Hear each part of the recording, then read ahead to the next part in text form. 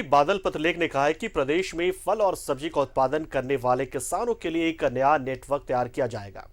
पंडरा बाजार समिति प्रांगण में तरबूज बिक्री के लिए सुविधा केंद्र के उद्घाटन के अवसर पर कृषि मंत्री बादल पत्रलेख से बातचीत की हमारे सहयोगी शर्माज अख्तर ने।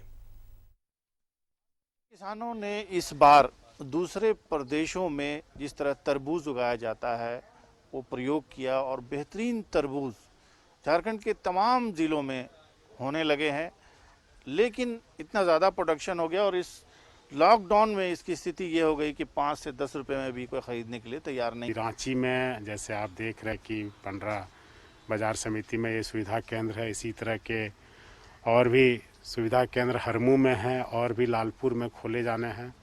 दूसरे ज़िलों में भी कवायद चल रही है। वेज फेड का भी चार्ज वरुण रंजन जी को दिया गया है कि इसको आप एक्शन में लाइए। पिछले साल लॉकडाउन फर्स्ट में वेज फेड ने बहुत जगह काम किया था, तो चीज़ों को फिर से रीस्टोर करने के लिए ये जो मार्केट है, मार्केट को ज़िंदा करने के लिए विभाग ने तैयारियां शुरू की है। काफ़ी हद तक वर्कआउट कर लिया गया है। जो आपको मृत प्राय दिखने वाली मंडियां झारखंड में फिर से सजीव हो उठे, आपको हम जानकारी भी देंगे कि ये कैसे और किस रूप में अब नए सिरे से फंक्शन करेगा।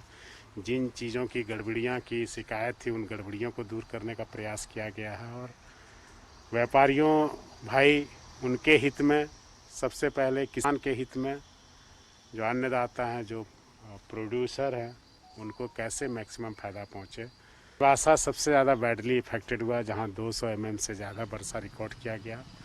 वहाँ तकरीबन 300 से ऊपर घर पार्शियली डैमेज्ड हुए हैं। कुछ पुलियों की क्षति हुई है, फसलों की हानि हुई है। और टास्क फोर्स बनाया गया। चूँकि चाईबासा का प्रभारी मंत्री भी मैं हूँ विश्वोत्तरी, तो हमेशा उपायुक्त के संपर्क में हूँ। और सरायकेला को भी अफेक्ट किया है। साथ ही जहाँ ओलावृष्टि से नुकसान हुआ था 1,30,00,000 रुपया लगभग हमने भेजने का काम किया है। 3 जिलों से रिपोर्ट आना बाकी है, उनके भी हम लिए कोऑर्डिनेशन बना के आपदा विभाग से चल रहे हैं। अभी जो नुकसान हुआ है उसको भी हम लोग भरपाई करने के संकल्प हैं।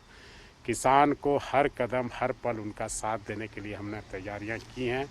तैयारियां हुई भी है। इस बार पहली बार समय से बीज दिया गया। धान जो खरीफ की खेती होनी है 50% अनुदान पर अभी तक 17,513 क्विंटल धान के बीजड़े सभी जिलों में पहुंचा दिए गए हैं। टोटल लक्ष्य 43,483 का है, लेकर आई है।